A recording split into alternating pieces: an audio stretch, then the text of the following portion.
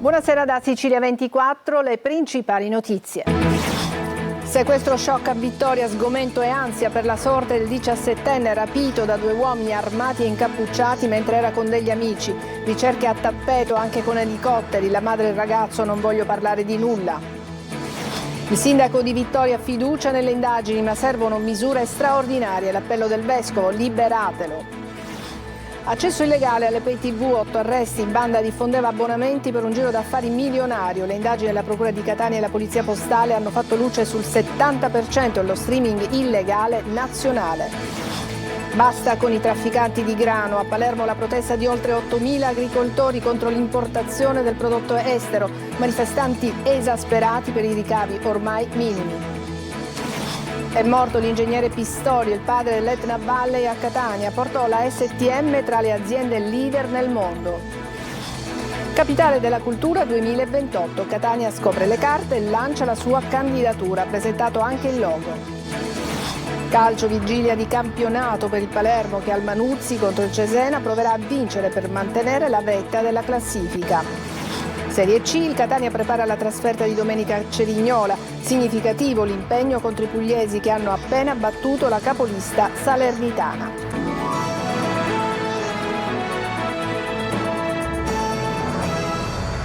Bentrovati, erano incappucciati e armati i banditi che a Vittoria hanno sequestrato un 17enne, figlio di un commerciante del settore ortofrutticolo molto noto nella zona. Le indagini sono in corso anche attraverso i video delle telecamere di sorveglianza con degli elicotteri. Il rapimento è avvenuto davanti agli amici del ragazzo. Ricerche a tappeto, bocche cucite da parte della famiglia. Ma sentiamo Eva Spampinato. Avete qualche notizia? No, ma cosa pensate? Devo accompagnare l'avvocato. Il padre di Gaetano va via senza rilasciare alcuna dichiarazione. Accanto a lui l'avvocato. La famiglia Nicosia ha smesso di vivere alle 21:30 di ieri sera, quando due uomini incappucciati e armati hanno sequestrato il figlio davanti agli occhi pietrificati degli amici. L'uomo, un grosso imprenditore del settore ortofrutticolo, ha il volto tirato e la voce rotta, come quella della moglie, che prima di sfuggire alle nostre telecamere avevamo raggiunto telefonicamente. Meglio che per ora non lascia nessuna dichiarazione in questo momento. Suo figlio aveva problemi con qualcuno? Le aveva esternato problemi? No. Gaetano ha 17 anni e ieri sera, come spesso faceva, stava trascorrendo la serata con gli amici qui in una zona residenziale di Vittoria, il rione Forcone. Attorno solo case di nuova costruzione e campagna. Cosa avviene qua la sera? Un ritrovo di ragazzi semplicemente, vengono con le macchine, con i motorini. Ho visto che c'era movimento a livello di macchine, chi veniva, chi andava, controllavano questa macchina perché non si sapeva di chi era. I rapitori sono arrivati a bordo di una Panda nera, l'hanno chiamato per cognome e lo hanno caricato in auto buttando per terra il suo cellulare. Agli amici hanno detto: non vi preoccupate, vogliamo solo lui, e sono fuggiti, seguiti da un'altra Panda, ma di colore bianco. Avete paura, vi sentite insicuri? In questa città abbastanza, ma non solo per questo, per tante cose. Gli investigatori non escludono alcuna ipotesi, dal regolamento di conti al tentativo di estorsione. Le telecamere della zona hanno ripreso la scena, amici e parenti della famiglia sentiti per tutta la notte. Attivate le misure di sicurezza e di tutela previste nei casi di sequestro di persona, incluso il blocco cautelativo dei beni. Davanti casa della famiglia, una palazzina, al centro di Vittoria, troviamo un muro di silenzio e un via vai di persone. Vado allontanato, non ne ho problemi. Niente dichiarazioni, niente spiegazioni o richieste di riscatto da parte dei sequestratori, solo un ragazzo preso in ostaggio e l'insopportabile passare del tempo che diventa anch'esso un avversario che non perdona. E a Vittoria c'è sgomento ma anche tanta paura. Il sindaco ha riunito la giunta e chiede il potenziamento delle forze dell'ordine, mentre il vescovo della diocesi di Ragusa fa appello ai sequestratori dicendo loro: liberatelo. Veronica Barbarino. Indagini serate e sgomento a Vittoria per il sequestro del 17enne giovedì sera al quartiere Forcone, sotto gli occhi increduli dei suoi amici terrorizzati e impotenti. Stamattina il sindaco di Vittoria ha convocato la giunta municipale per un confronto straordinario e per chiedere un potenziamento delle forze dell'ordine. Ci affidiamo al lavoro investigativo che sta procedendo, c'è la nostra fiducia estrema nel lavoro delle forze dell'ordine. Si pone comunque il problema di una svolta strategica nel modo in cui i temi della sicurezza vengono affrontati in questo territorio. È un momento difficile per la città e la svolta deve avvenire, così non possiamo più continuare. Anche le associazioni di categoria, i sindacati e i rappresentanti della società civile chiedono una risposta forte, controlli capillari e un impegno concreto per riportare sicurezza e fiducia tra i cittadini. Non è mancata la reazione del vescovo di Ragusa, Monsignor Giuseppe Laplaca, che ha affidato a un video il suo appello diretto ai rapitori. Vogliamo proprio fare appello a questi rapitori a lasciare libero il ragazzo al più presto, a restituirlo alla famiglia. Noi auspichiamo e facciamo affidamento proprio sul buonsenso perché al più presto possa risolversi positivamente questo fatto. E mentre le forze dell'ordine sono in piena attività, costernazione, dolore e preoccupazione anche nelle parole dell'Associazione dei concessionari ortofrutticoli, vicino alla famiglia del ragazzo, che opera nel settore della commercializzazione dei prodotti ortofrutticoli. Accesso illegale alle pay TV, è stata sgominata una banda che diffondeva abbonamenti per un giro d'affari milionario. 8 le persone arrestate, le indagini della Procura di Catania e della Polizia Postale hanno fatto luce sul 70% dello streaming illegale nazionale. Angelo Gagliano. Film, documentari, fiction a costi contenuti distribuivano illecitamente abbonamenti a piattaforme televisive a pagamento quali Sky, Mediaset, Amazon Prime, Netflix a un numero elevatissimo di utenti, 900.000 quelli accertati, per un giro d'affari milionario. 10 milioni al mese i profitti accertati, ma i danni per queste TV potrebbero superare i 30 milioni. 8 le persone arrestate e poste ai domiciliari nell'ambito di un'inchiesta della Procura di Catania coadiuvata dalla Polizia Postale. L'accusa è associazione a delinquere finalizzata alla diffusione illecita di palinsesti televisivi di pay TV e accesso abusivo al sistema informatico e frode informatica. Gli arrestati sono residenti a Catania, Siracusa, Roma, Brescia e all'estero. L'associazione era organizzata in modo gerarchico, con ruoli ben distinti e definiti. I membri di questa associazione sono considerati, secondo le nostre investigazioni, i vertici del mercato illegale dello streaming in Italia, con danni economici per le note piattaforme televisive illegali per svariati milioni di euro. L'operazione ha fatto luce sul 70% dello streaming illegale nazionale. A Trapani un disabile tetraplegico veniva umiliato e picchiato dalla sua badante, che adesso è stata arrestata. Luca Ciliberti. Schiaffi, pugni, secchiate d'acqua gelida addosso e sevizie di ogni tipo. E quando non faceva quello che gli chiedeva la badante, lei le sbatteva sotto il naso una maglietta intrisa della sua urina. Un incubo per un 37enne tetraplegico di Trapani che si è concluso solo dopo che la polizia ha arrestato la badante che avrebbe dovuto accudirlo. Dalle indagini della squadra mobile sarebbero emerse condotte vessatorie, morali e fisiche dell'uomo capace di intendere e di volere, ma incapace di comunicare. La donna è finita ai domiciliari con l'obbligo del braccialetto elettronico. Le accuse sono pesantissime, maltrattamenti aggravati ai danni di una persona vulnerabile. L'indagine è partita ad agosto, quando qualcosa ha insospettito i familiari dell'uomo ed avrebbe svelato uno scenario che poi si è rivelato agghiacciante. Secondo gli inquirenti, la donna si accaniva sulla vittima perché non eseguiva le sue richieste.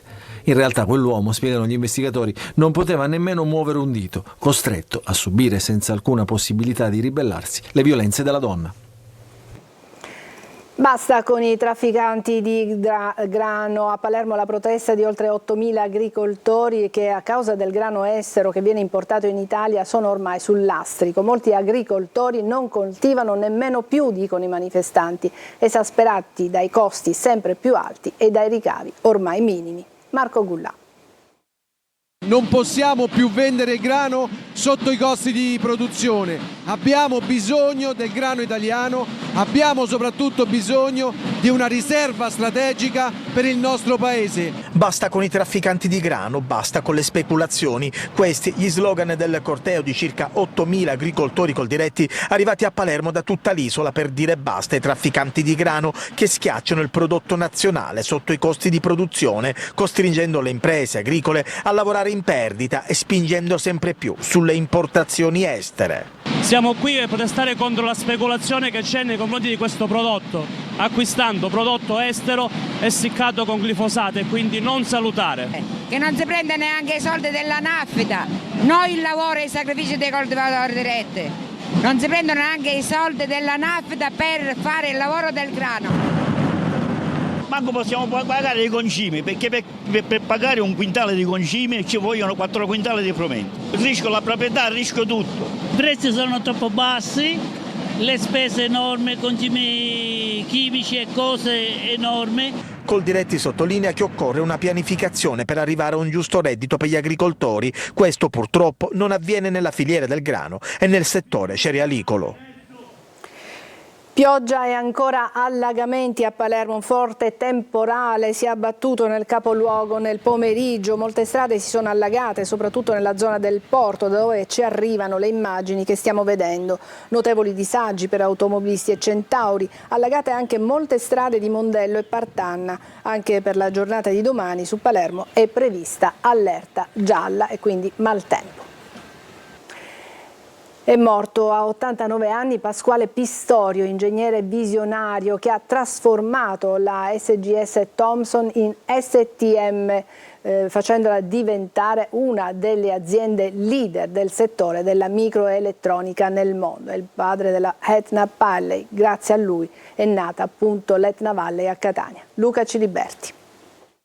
Nel 2003 conquistò le pagine del New York Times che lo definì un capo dinamico, capitano d'impresa e papà dell'Etna Valley. È morto Pasquale Pistorio, 89 anni, l'ingegnere visionario che nel 1987 ha trasformato la SGS Thomson in ST Microelectronics, facendola diventare una delle aziende leader del settore della microelettronica nel mondo.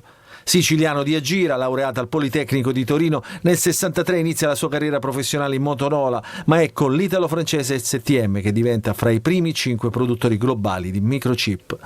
Tra le sue prime mosse industriali spicca il rilancio dello stabilimento catanese del gruppo trasformato da impianto che allora perdeva oltre il 112% del fatturato nel secondo centro di produzione al mondo di ST Microelectronics che allora sfornava silicio utilizzato nei processori dei computer.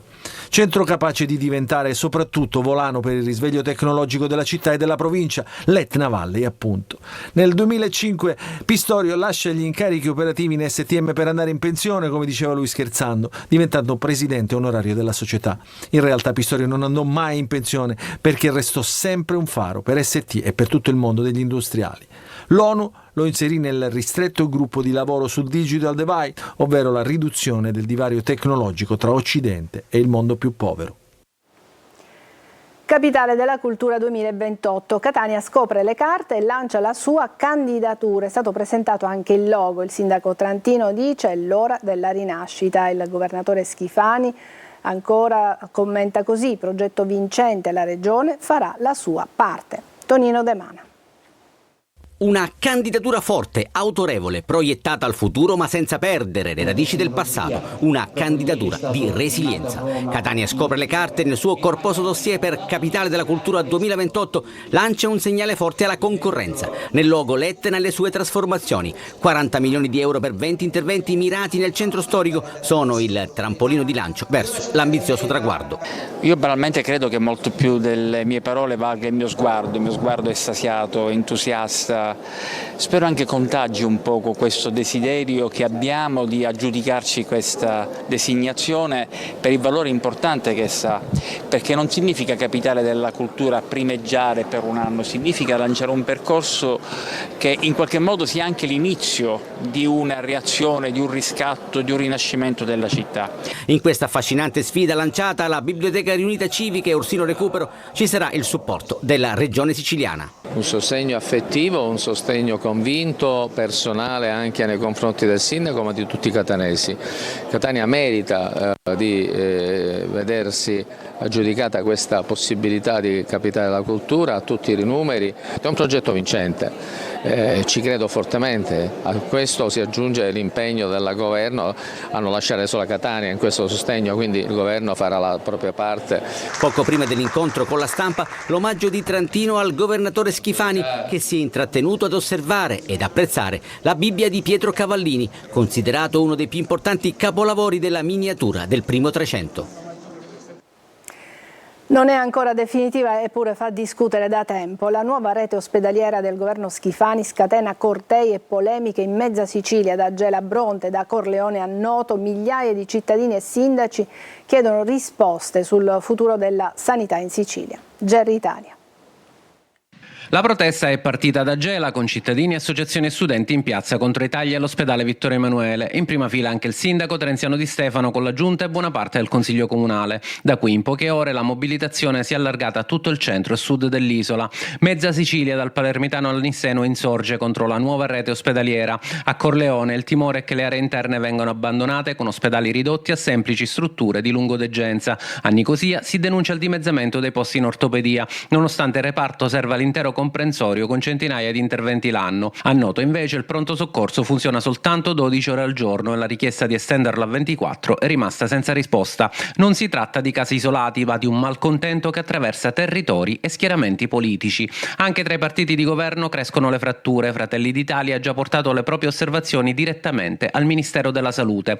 L'assessore regionale alla sanità Daniela Faraoni prova a smorzare le tensioni e rivendica di aver incontrato tutti i sindaci, ma il sentimento comune in tutta l'isola resta lo stesso, la convinzione che le voci dei territori non siano state ascoltate. Intanto le piazze continuano a riempirsi e il messaggio è chiaro: la salute non è un costo da tagliare, ma un diritto da difendere. Breve pausa, a tra poco.